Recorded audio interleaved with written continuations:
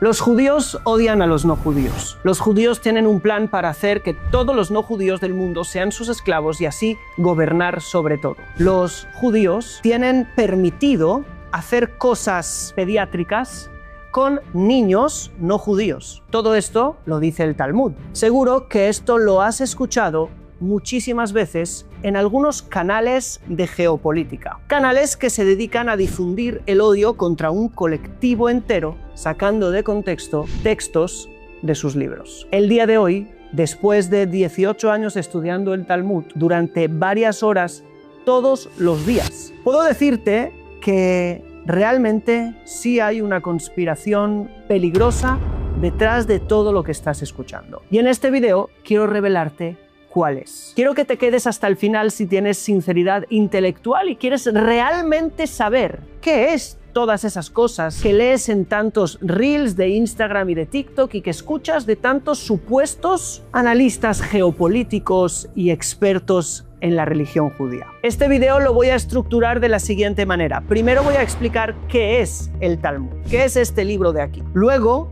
voy a hablar de la relación entre judíos y no judíos en el Talmud. ¿Qué dice el Talmud de los no judíos? Luego voy a ir por secciones aclarando diferentes temáticas según las objeciones que se tienen sobre el Talmud. Vamos a hablar del Talmud y la pediatría. Sí, lo digo para que no decir la palabra y que no me corten. Luego vamos a hablar del Talmud y el cristianismo. Y al final vamos a hablar de cuál es la conclusión de una persona que lleva muchos años estudiando el Talmud acerca de todos estos temas. Así que quédate hasta el final para saber mi conclusión y qué es lo que debemos hacer todos para evitar la gran conspiración. Empecemos. Me gustaría que escucháramos algunas de las palabras de estos expertos analistas acerca de el Talmud.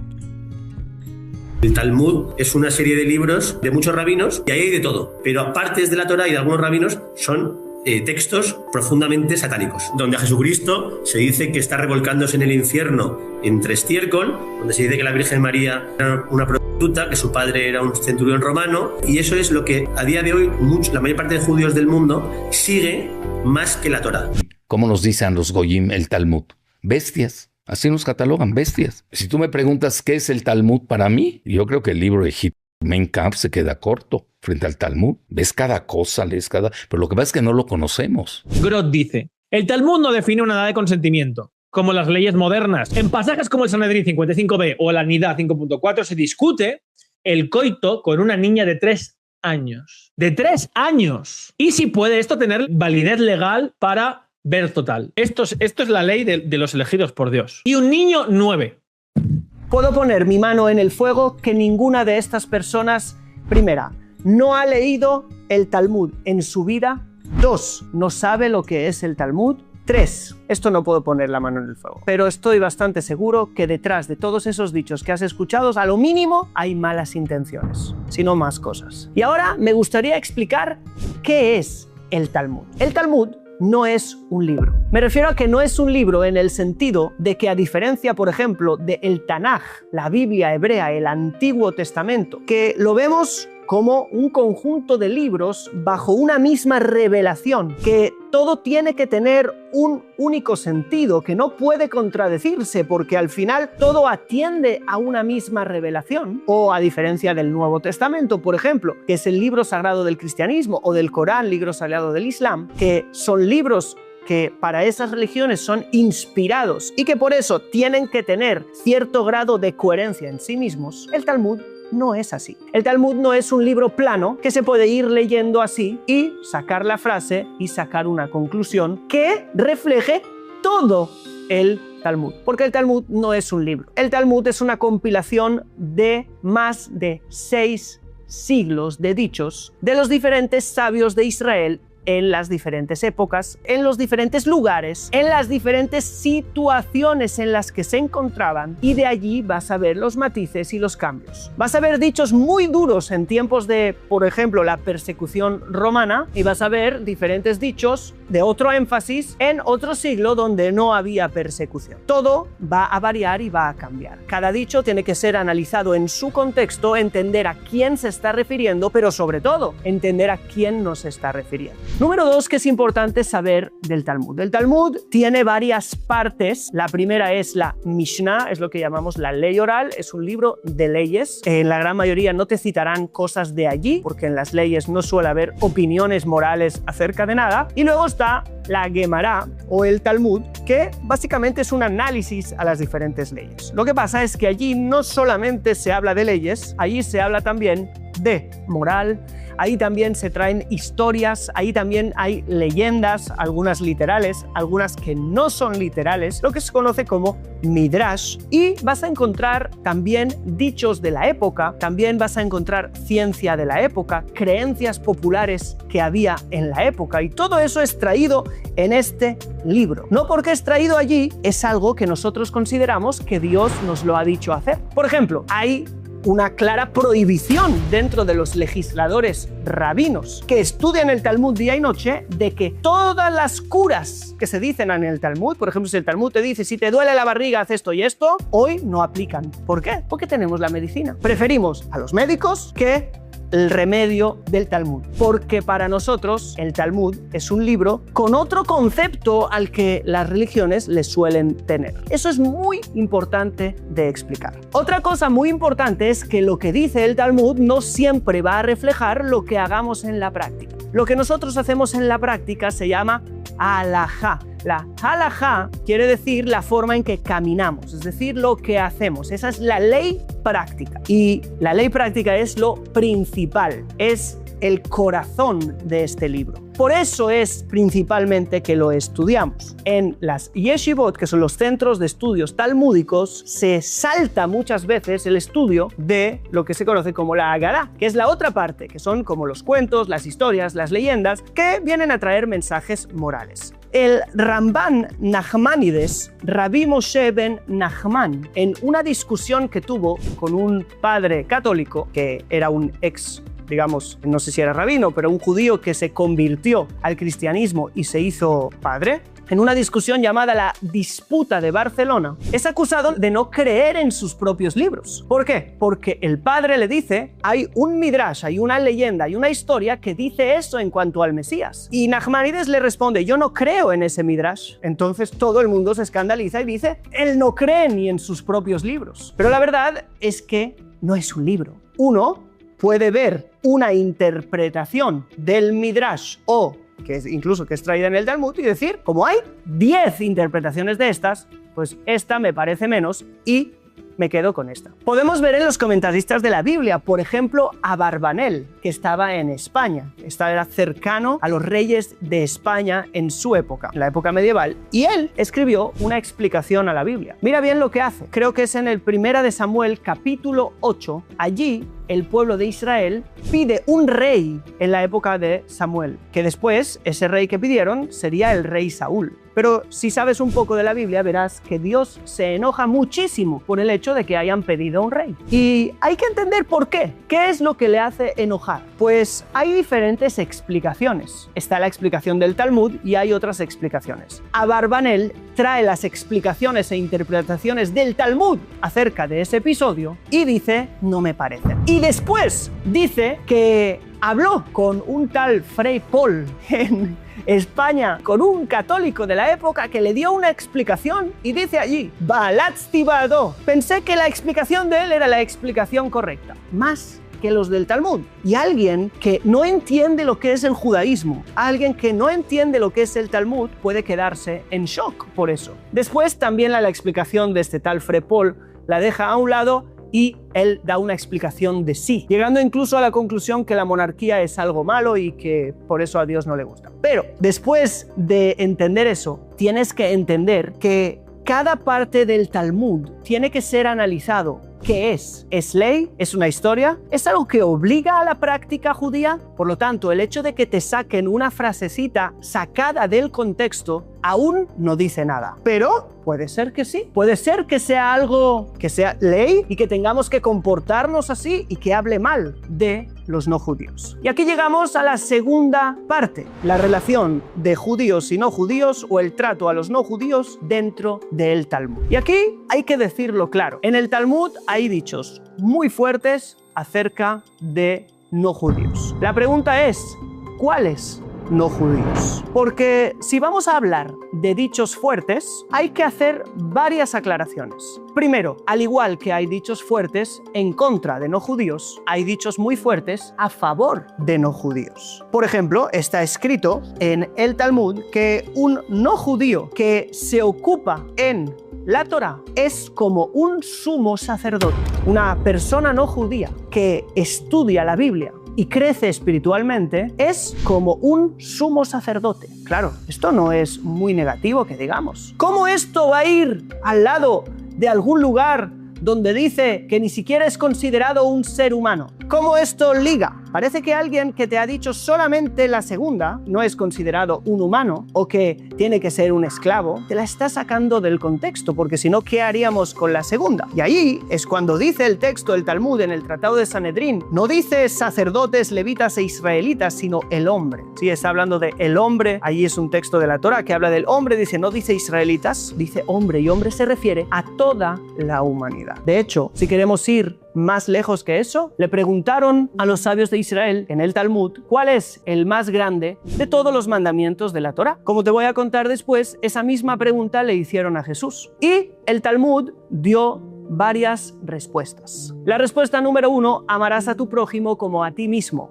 Eso es la base de toda la Torá. Pero aún el prójimo está hablando solamente de las personas que son como tú. Después dice, amarás a Dios sobre todas las cosas. Pero allí llega Ben Azai. Ben Azai dice que la gran regla de la Torá, que es aún más grande que amarás a tu prójimo como a ti mismo, es el versículo en el libro del Génesis que dice, Ze Sefer Toledot Adam. Este es el libro, este es el cuento de las generaciones del ser humano. ¿Qué quiere decir con eso? Todos los comentaristas dicen que está haciendo referencia al comprender que todos los seres humanos venimos de un mismo Dios y que hay una historia que Dios ha creado para todos los seres humanos, que el amor universal y la hermandad universal es el principio más grande de toda la Torá. ¿Cómo esto iría ligado con lo que según algunos ahí en las redes están difamando al pueblo judío, de que consideran a los no judíos algo inferior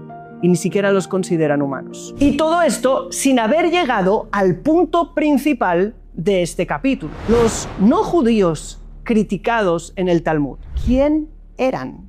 Porque de eso no se habla. Y la verdad es que nosotros nos atendemos a las palabras de los exégetas. El gran comentarista, el Meiri, deja claro algo. El Meiri dice lo siguiente: todo aquel que pertenece a los pueblos cercados por los caminos de la religión y que sirven a la divinidad de alguna manera, aunque su fe esté lejos de nuestra fe, no están incluidos en esta categoría, sino que es como Israel completamente respecto a estas cosas. Lo explico. ¿Qué está diciendo el Meiri? Dice lo siguiente. Tú vas a ver en el Talmud que habla de los Akum. Ahora voy a explicar qué es los Akum. No dice Goyim, eso no es cierto. Él habla de los Akum. ¿Qué dice de los Akum? Dice que si se le perdió algo no se lo tienes que devolver. O que si pasó esto no tienes que hacer esto. ¿Por qué? Porque son menos. ¿A quién se está refiriendo? Se está refiriendo a los pueblos paganos de antaño que estaban en guerra y el pueblo judío estaba bajo persecución de ellos y eran pueblos agresivos, casi inhumanos en sus formas de proceder. Por eso es que en la época se dictaron leyes tan anti esos pueblos, tan en contra de esos pueblos. Dice el Meiri, y no lo digo yo como una forma de apología, que todos los pueblos cercados por los caminos de la religión, todos los pueblos cristianos, todos los pueblos musulmanes, todos los que tienen una religión y sirven a la divinidad de alguna manera, incluso que sea lejos a la nuestra. En todos estos casos que hemos visto en el Talmud, ellos no son tratados así, sino que son tratados como un Israel completamente, y no habrá diferencia entre unos y otros. Así que decir que el Talmud dice que hay que hacer diferencia entre judíos y cristianos es una gran mentira. E incluso si me quieres decir, ¿y qué hay de los ateos? Los ateos, según este principio son pueblos cercados por los principios de la religión, los principios morales y éticos. Una persona atea hoy no es como un pagano de hace 2000 años. Eso está clarísimo. Por lo tanto, decir que según el Talmud hay que tratar a los no judíos como inferiores es un error, es una difamación. Y si alguien lo hace dentro del pueblo judío, está completamente equivocado y fuera de la ley. Y me dirás, bueno, habrá otras opiniones. Sí, pero la gran mayoría de los sabios han decretado que las palabras del Meiri son las que aplican a la ley. Así lo ha dicho el Rav Kook, así lo ha dicho Rav Shimshon Raphael Hirsch y los grandes legisladores. Y esta es la manera en la que se nos enseña a nosotros, como judíos, a comportarnos con otros no judíos, con igualdad. Claro que a veces ni siquiera hace falta recurrir a eso, porque a veces directamente te están mintiendo. Te dicen que, por ejemplo, tenemos permitido mentirle a los no judíos, cuando aquí mismo en el Tratado de Julín, que tengo abierto aquí mismo, dice Asur lignov dat abriot. No puedes robarle el conocimiento o la mente a las creaciones, incluso la mente del no judío. ¿Qué es robar la mente? Robar la mente es engañar. Es como hacerle un robo mental, no de dinero, pero un robo mental. Calvajón, mucho más que no se puede robar nada físico, obviamente. Por lo tanto, y eso es no solamente algo en el Talmud, sino que está decretado en todas las leyes. No se puede robar, obviamente que no se puede matar, obviamente que no se puede hacer nada de daño a ningún ser humano. Se dice, se sostiene a los pobres de los gentiles junto a los pobres de Israel. ¿Por qué? Por algo que se llama Darkei Shalom, los caminos de la paz. Los caminos de la paz son la prioridad. Y esto es algo que las personas pueden decir, bueno, es solamente para que no les maten, así lo hacían. No. Ya han dicho algunos sabios, como por ejemplo el Rav Kook, que cuando se dice Darkei Shalom, eso es lo que realmente Dios desea. Dios desea que hemos llegado a una situación en la humanidad que hoy en día hay igualdad y que puedes dar caridad a un judío y a un no judío. Y está bien. Antes, imagínate la situación, dar caridad a un judío y dar caridad al que persigue al judío. No hubiera sido. Pero aún así, por paz se hacía. Mucho más hoy. El Talmud también enseña cosas como ¿por qué fuimos creados de un solo hombre, de Adán? Para que nadie diga a otro, mi padre es más grande que tu padre. Yo vengo de esta dinastía y es mejor. Por eso todos somos creados de Adán. Y así dice el Pirkei Avot, los capítulos de los padres, capítulo 3, la Mishnah 14, Habib Adam Shenibra Betzelem. Amado es el ser humano que ha sido creado a imagen de Dios. ¿Y a qué niveles espirituales puede llegar un no judío? Bueno, ya hemos dicho que, según el Talmud, puede llegar al nivel del sumo sacerdote. Pero es que también, según el Midrash, que se llama Tana de Beliau, dice literalmente, pongo por testigos al cielo y a la tierra, sea gentil o sea judío, sea hombre o mujer, esclavo o sierva, según sus actos, así el Espíritu Divino reposa sobre él. Espíritu Divino es Ruach HaKodesh, lo que fue traducido también en la tradición cristiana como Espíritu Santo. Según sus obras, si una persona no judía rectifica sus actos igual que las rectifica una persona judía y avanza y se acerca a Dios y crece, puede llegar al nivel de Ruach HaKodesh, el espíritu de santidad, de visión, de inspiración que posa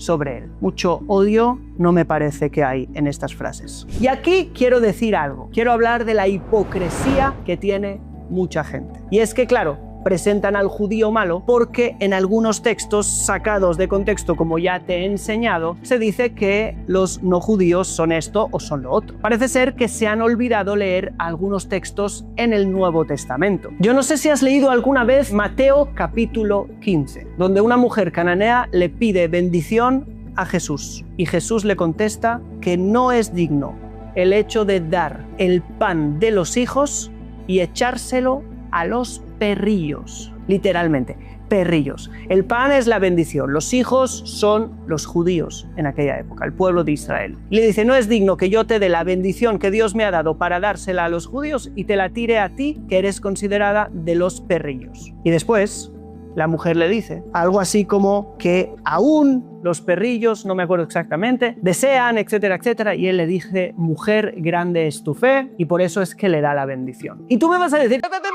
estás sacando de contexto porque Jesús no quiso decir esto. Claro, estoy sacando de contexto y por eso no lo voy a hacer, porque yo no soy como esa gente. Y no voy a tomar un texto que tiene como objetivo decir todo lo contrario y decir que cuando hay fe, pues ya no son considerados algo bajo, y después voy a hacer lo mismo con otros. Si no te gusta que hagan esto con tu tradición, te invito a que no hagas esto con las tradiciones de los demás. Yo entiendo que no puedo hacer esto y sacar de contexto y decir, según el Nuevo Testamento, los gentiles son perros, ¿verdad? Porque el mensaje general es el contrario. Lo mismo pasa con el judaísmo. El mensaje general es el contrario. Y se estaba refiriendo justamente a una gente específica sin ningún tipo de fe, ni valores, ni ética. Pero cuando hay fe, hay valores y hay ética, todo cambia. Lo mismo que quiere reflejar este texto. Y más, esto es una hipocresía cuando venimos a tomar dichos de los demás cuando en nuestra tradición hay cosas parecidas o peores. Y las tengo escritas aquí, pero no las quiero citar. ¿Por qué? Porque no quiero denigrar a ninguna religión, porque no es justo que por el hecho de que haya un dicho o porque haya habido alguien en la tradición que haya dicho algo, yo generalice a toda esa tradición. Y mucho más cuando la Iglesia Católica, en uno de los últimos concilios que hizo en relación al pueblo judío y en la Nostra Aetate y en todos estos, digamos, dictámenes y acuerdos que se hicieron grandes rectificaciones, porque todos debemos rectificar. Y sí, los judíos también debemos rectificar en muchas cosas, y no estoy negando eso en ningún momento, ni estoy diciendo que los judíos tenemos la perfección moral de nuestro trato con otras personas que no son como nosotros. No, tenemos también mucho que mejorar. Y como todos tenemos mucho que mejorar y todos queremos un mundo mejor y todos aspiramos a la hermandad, ¿de qué te iba a servir unirte a un movimiento que lo único que hace es infundir odio contra otro colectivo? Esto es lo último que necesitamos, y mucho menos entre judíos y cristianos. Ahora abramos una nueva sección, y es la sección del Talmud y la pediatría, para que no me censuren el vídeo. Hay una acusación muy grave que en el Talmud y en la religión judía se permiten las relaciones, Dios no lo permita, con niños pequeños, lo cual es completamente falso. Todo es sacado de contexto cuando en Ketubot 11a se dice lo siguiente, que las relaciones con una niña de menos de 3 años y un día son consideradas nada. Y vas a decir, ¿cómo se puede decir eso? ¿Cómo? Otra vez te están engañando. Mira el contexto. El contexto es el siguiente. Ahí se dice claramente que lo que se está hablando es acerca de la Ketubá. Sí, es el tratado de Ketubot. ¿Y qué es la Ketubá? Es el contrato matrimonial. Y en el judaísmo, sobre todo en la época antigua, había un contrato matrimonial para la mujer que era virgen y un contrato para la mujer que no era virgen, y otro contrato para la mujer que era separada y otro contrato para la mujer que era viuda. Y para saber si una mujer es virgen o no hay que saber todos los casos. El Talmud concluye, por un tema que no viene al caso, que cuando una niña de menos de 3 años y un día ha tenido la desgracia de que le hayan hecho algún tipo de relación, entonces eso no se considera nada y la chica continúa siendo virgen hasta el punto que cuando se case se le hace un contrato matrimonial como a una mujer virgen. Es lo único de lo que habla allí. No dice que no se considera nada en el sentido penal. Si hoy en día en cualquier lugar, comunidad del mundo judía normal, hubiera alguien que se atreviera a tocar a una niña, esta persona quedará penada por la ley y apoyada esa pena por todos los rabinos del mundo. Y si hay un rabino que no, ese no es rabino. Eso es un sinvergüenza, porque este es el judaísmo. Y en Ketubot 11a, que te han dicho tantas veces que te vayas a mirar, no dice absolutamente nada de lo que te hayan dicho ahí. No dice que esté permitido tener una relación con una niña de menos de 3 años y un día. No dice nada.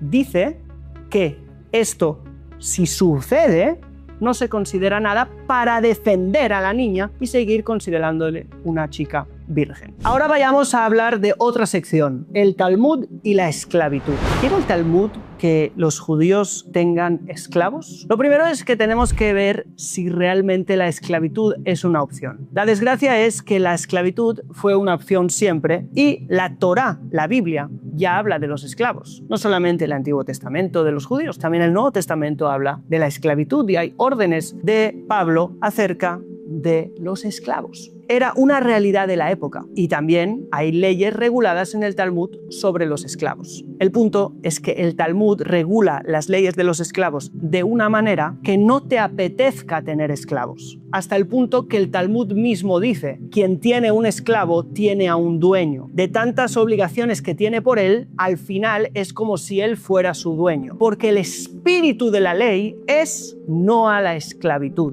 Lo que pasa es que Dios no siempre dice todo según el ideal, sino que a veces acompaña a la humanidad, a la civilización humana, a avanzar hasta negar ciertas cosas como la esclavitud. La esclavitud es negativa. El mensaje principal de la Torá es que no haya esclavitud. Es un pueblo que fue liberado de la esclavitud por Dios. Así que el ser libres de la esclavitud es algo grande y Dios no quiere que haya esclavos en el mundo. Dios está contento con la situación actual, donde los esclavos están dejando cada vez más de existir, aunque no podemos decir que hayan dejado de existir. Y esto lo he aprendido de las enseñanzas de los rabinos. Pero supongo que me vas a citar un lugar donde se dice que cada judío tendrá a 2.800 esclavos no judíos. Y el punto es que otra vez las cosas se sacan del contexto. Esta es una interpretación de un versículo en el libro de Zacarías. Y lo primero que tenemos que saber qué es servir, si alguien que les sirva. Y es que el Talmud dice que el aprendizaje más grande que una persona puede tener es el servir al maestro.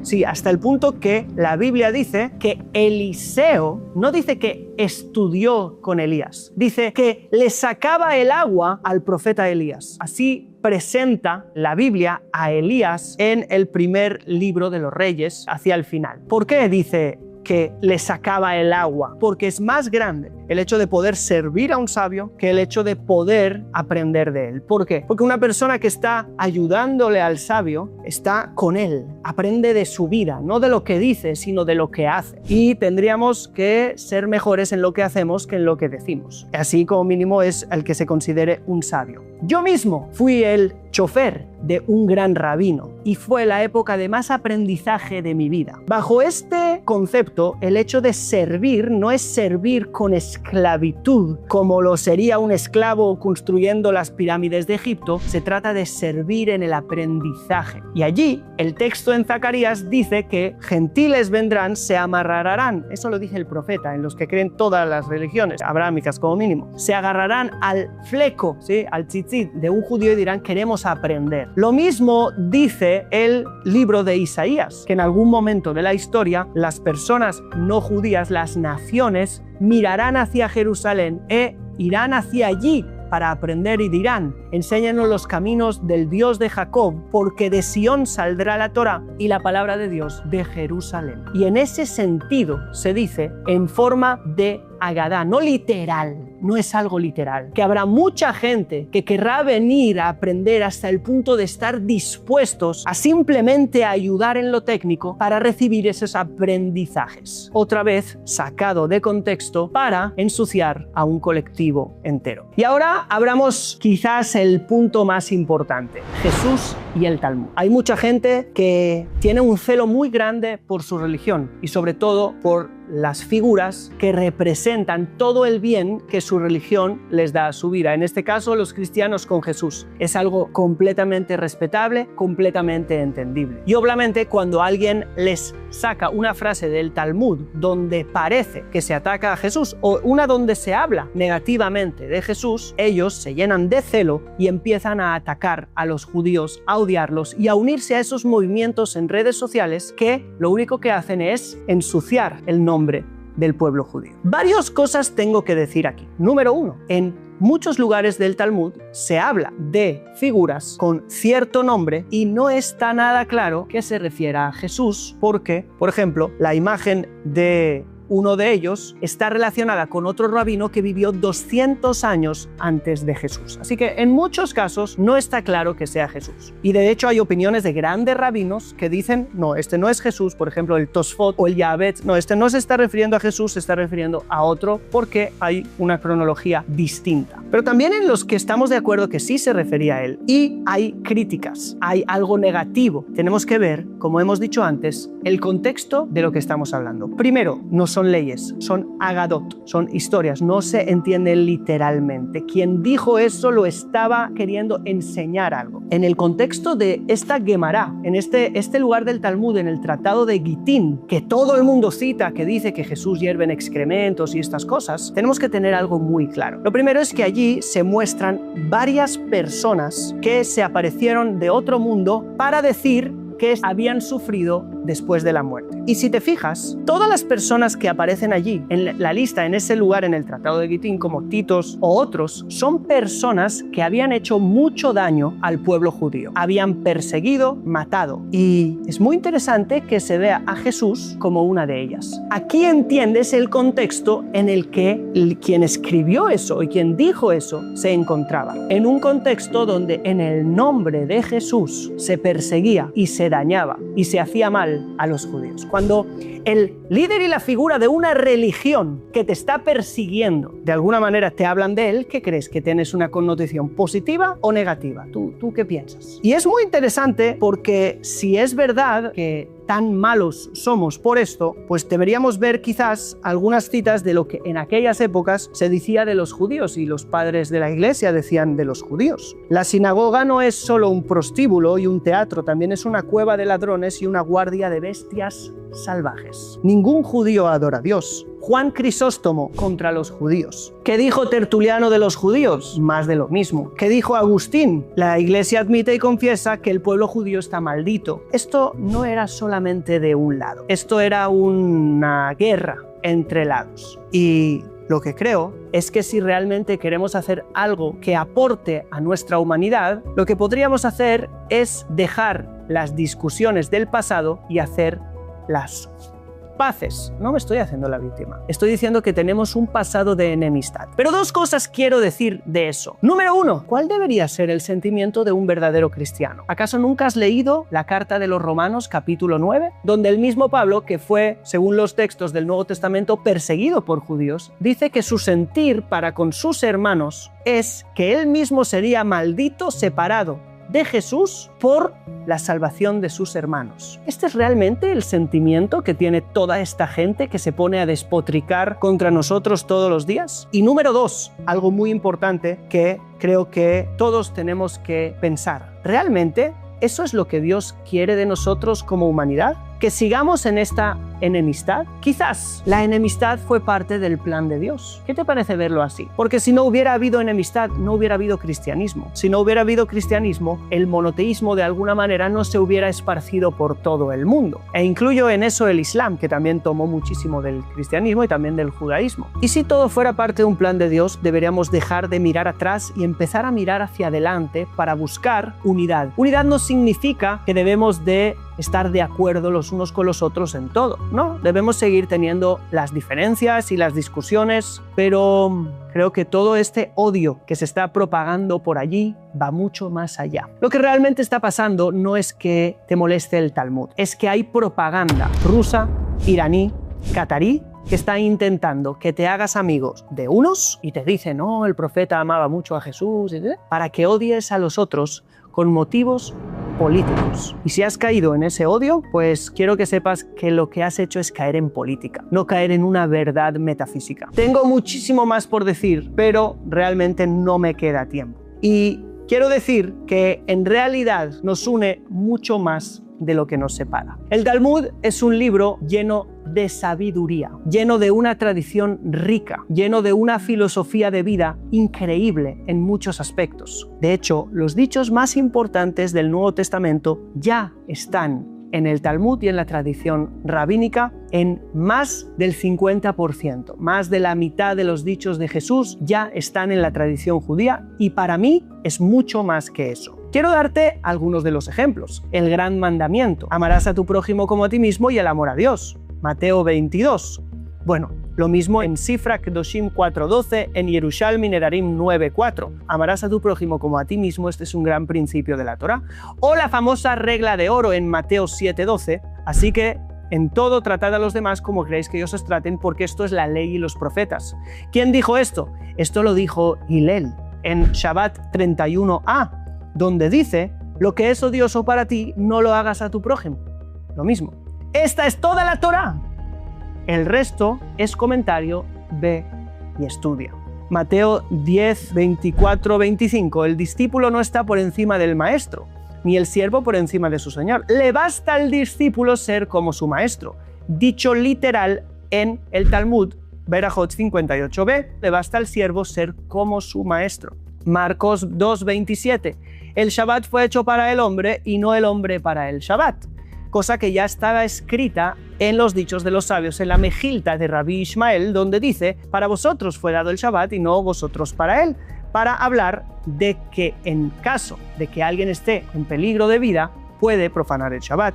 También eso está en el Tratado de Sotá, el Talmud, con la medida con la que una persona mide, a ella se le mide. Ya voy por 5 y tengo aquí apuntadas 22. La paja en la viga del ojo, ¿te suena? Mateo 7. ¿Por qué miras la paja en el ojo de tu hermano? Bueno, está en el Talmud, en el Tratado de Arajim 16b. Quita la astilla de entre tus dientes, y el otro responde, quita la viga de entre tus ojos. El que se exalta será humillado, Mateo 23. También está en el Talmud, en el Tratado de Eruvin 13b, donde dice, todo el que se humilla, el santo bendito sea, lo eleva, y todo el que se eleva, el santo bendito sea, lo humilla. Mateo 7, no juzguéis para que no seáis juzgados. Pirkei Avot 1.6, juzga a toda persona hacia el lado del mérito. Y así puedo seguir y seguir y seguir. Y lo que quiero decir es lo siguiente. Esto no lo digo para decir somos lo mismo. No somos lo mismo. Somos diferentes. Tenemos religiones diferentes. Tenemos creencias diferentes. Pero tenemos también mucho en común. Tenemos valores muy parecidos. Si alguien nos viera desde fuera y vinieran extraterrestres, dirían que tenemos valores muy parecidos, aunque no te gusten. Sí, el otro día vi un vídeo que a una mujer católica le daba grima que digan el término judeocristiano. Yo ya sé que duele, pero ¿qué vamos a hacer si la gran mayoría de dichos y valores ya estaban en nuestra tradición y compartimos una misma raíz? Y quiero terminar en esta última sección para hablarte de lo que creo que debemos hacer y a qué debemos aspirar. Y no lo voy a decir yo, te voy a leer las palabras del Rav Kook, que fue el primer gran rabino de Israel, que también es acusado por sacar de contexto diferentes cosas que él dijo. Pero, ¿qué dijo de las otras religiones? Te lo leo. Acerca de las creencias extrañas a las nuestras, le diré mi opinión. Que su destrucción y su desaparición no es el objetivo de Israel. Es decir, no tenemos ningún deseo de que desaparezcan las otras religiones, como tampoco tenemos el objetivo de la destrucción general del mundo y de sus naciones, sino que el objetivo es su rectificación y elevación, quitar sus imperfecciones y luego automáticamente se unirán a través de eso a la fuente de Israel para influenciar sobre ellas un rocío de luces. Es decir, ¿cuál es la visión judía? Que las religiones como religiones vayan también mejorando y elevándose. Bien, nosotros mejoramos y nos elevamos, pero ahora estamos hablando de las otras creencias.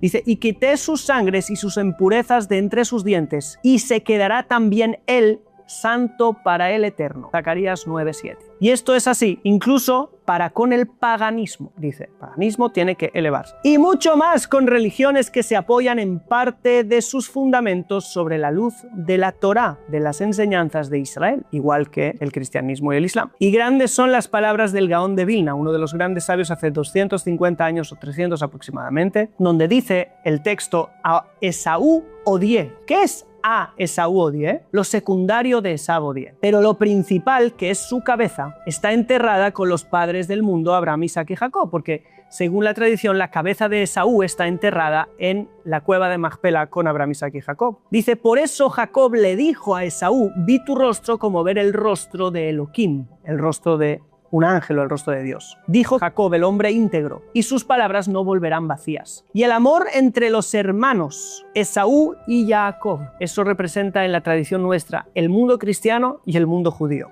E Isaac e Ismael, el mundo judío y el mundo musulmán. Se elevará sobre todos los conflictos. que los trajo la maldad que está ligada a la impureza externa, pero ese amor, el amor de hermanos, prevalecerá y los convertirá en luz y en bondad eterna. Esta conciencia amplia está endulzada con la dulzura y miel de la Torá verdadera y tiene que acompañarnos en todos nuestros caminos en el fin de los días, para sellar la Torá en el atrio del Rey Mesías, convirtiendo lo amargo en dulce y lo oscuro en luz. Básicamente lo que está diciendo aquí es muy simple. En vez de ir en contra de otras religiones, tenemos que influenciar nuestra luz y aportar lo que tenemos de bueno. Y si cada uno hiciera esto, el mundo sería maravilloso. La entrada en ataques, la entrada en odio no te va a aportar nada. Simplemente es un juego político que te están haciendo jugar. Y ninguno de nosotros debería caer en eso. Y al final es inevitable. La hermandad entre Esaú y Jacob, entre el cristianismo y el judaísmo. Y entre Isaac y Ismael, entre el judaísmo y el islam, vencerán a toda la maldad externa de gente dentro de el judaísmo, el cristianismo y el islam que con su maldad, que es una maldad externa, están intentando que nos separemos en vez de influenciarnos para bien, para llegar a un tikkun olam. Estoy hablando de centrarnos en aportar bien y aportar luz. Y esto es exactamente lo que creo que es mi propósito y lo que estoy haciendo en este canal. Y si te ha gustado este video largo y pesado, pero te ha aportado información que vas a poder usar y creer útil, quiero decirte que a partir de la sabiduría de los sabios de Israel, estoy enseñando cómo crear una vida mejor, una vida con propósito, con conexión con Dios, con las mejores herramientas para tener una vida de fe y aceptación de todo lo que hay, sanar tu interior y vivir con un propósito, con un hábito de conexión diaria todos los días con Dios en Mentoría Co-Creadores. Tienes el link de acceso a la mentoría en el comentario fijado y en la descripción del video. Ahí hay un formulario de aplicación, tú lo rellenas y mi equipo te contacta para darte acceso.